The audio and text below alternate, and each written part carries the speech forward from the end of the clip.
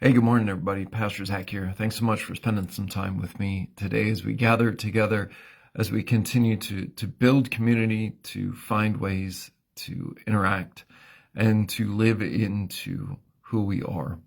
I was struck this morning driving in on some wet and a little bit of a slick road about this past Sunday. We had a baptism, which was just really so much fun. But also we heard about Jesus talk about baptism and about the connection and about the love that is shown through those waters of baptism. And I was struck by that. In fact, there was a lot of baptismal talk that day. And it just so happened that I had this image pop up, and it says, love. It's from Henry Nouwen, a quote from Henry Nouwen. It says, love is the only force that can truly transform the human heart and the world. And I was wondering, what does it mean to have love in action? Because I believe that. I think, this notion of fear, fear controls, yes, but it doesn't transform people. Power can pressure people into doing something that they don't want to do, but that doesn't transform them. I think both of those actually hurt people, because in the end, they end up, challenging those that are injured, those that are oppressed, and gives them power. But only love transforms. Now think about that. Our purpose, our hope when we love someone is that we want to care for them. We want to serve them. We want to, take care of them. We want to make them better. That's the hope. We want to make it so that what we are able to do, how we are able to interact with them is positive, but also that it's an opportunity for us. Hopefully that you either have someone or know of someone, whether it is a friend or a colleague or a spouse, child, that you love. And the purpose of that love isn't fear, it isn't control, it's because you want to see them be the best versions of themselves. And part of that is you loving them and you working on the best version of yourself. So love in action is caring for ourselves and caring for other people. I've seen some of the most selfless people I know who struggle with loving themselves, who have gone through pain and trauma. And I think part of why they love other people and why they serve other people so much is because they know what it's like to go through that, and they don't want anybody else to experience that. And so how do we put love into action? And in doing that, how do we start transforming not just someone else, but more importantly, ourselves?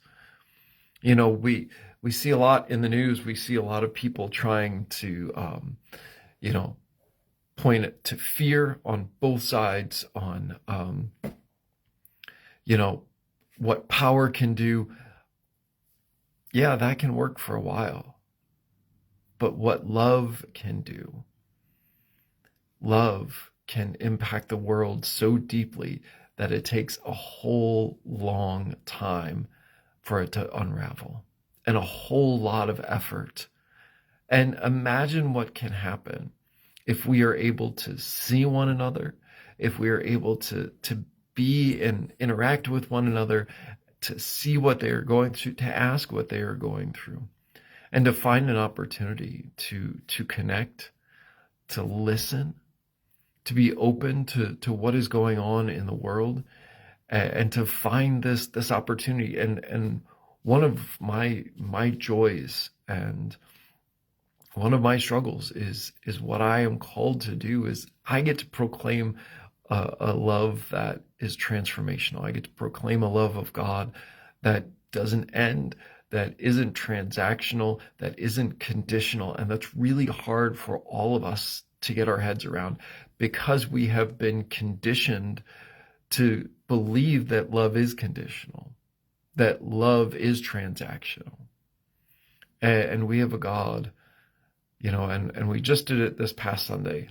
This past Sunday was the Gospel of John, John chapter 3, verses 1 through 17. So John 3:16 was in there, and 3:17, which I'm waiting. So if anybody goes to a sporting event, wants to make one of those signs, put 3:17 on it. Here's why. I'm going to do a quick run through. John 3:16 says, "For God so loved the world that he gave his only Son, that all those who believe in him should not perish, but have eternal life. Indeed," here's 3:17, "God did not send the Son into the world to condemn the world, but in order that the world might be saved through him." That is an act of love. It is an act of hope. It is an act of grace. It is an act of mercy. And all of that is found in a love that is unconditional. Doesn't mean that we aren't held accountable. It doesn't mean that we can do whatever we want. But what it does mean is that we have an opportunity to live into this love, even partially, even, as imperfectly as we are. But that love changes the world. And I've seen it. I've seen how people have been transformed in their lives, not just through a church, but through a faith, through an understanding that is grounded in love, that is grounded in a connection, that is grounded in relationship, because that is what God seeks. Not based on fear, not based on power. We hear in the Old Testament a lot about fear the Lord, and it's this notion of connection. It's this notion of how do we connect with God? How do we live into that? And what does that look like? So I invite you to keep your eyes open for opportunities and for ways to put love into action today. I know Valentine's Day was last month. I know we're like, oh yeah, we're over it. We're going to move on to St. Paddy's Day. Well, Paddy's Day, St. Patrick, was all about caring for the people of Ireland. And as someone who has thankfully been able to go to Ireland to experience the people and the culture, they are a people who, in spite of the challenges they have faced throughout the centuries, are a people of great joy and of love and of openness. And if you don't believe me, go look at their history. Go look at the connection and the willingness to go out and to care for someone else. So I encourage you, as we go through this week, as we go through this month, how do we put our love into action? But more importantly, how do we see love for ourselves that someone else offers us, that God gives us, as transforming us for the sake of the world? Thank you all so much for spending some time with me. I invite you to check out yesterday's or Sunday's services, or the baptism. It was so much fun. And those opportunities as we gather. You're always welcome to join us on site this Sunday at 8:30 and 10:30 with Faith Formation for All Ages this coming Sunday. We have a sending for Vicar John this Sunday, so please join us for that as we live into this promise and as we live into the hope and the love that God has for the world around us. Thank you all so much. I encourage you to share this, to connect, and to live into this community as we are able. Take care, everybody. Have a great day. God bless. Be safe out there.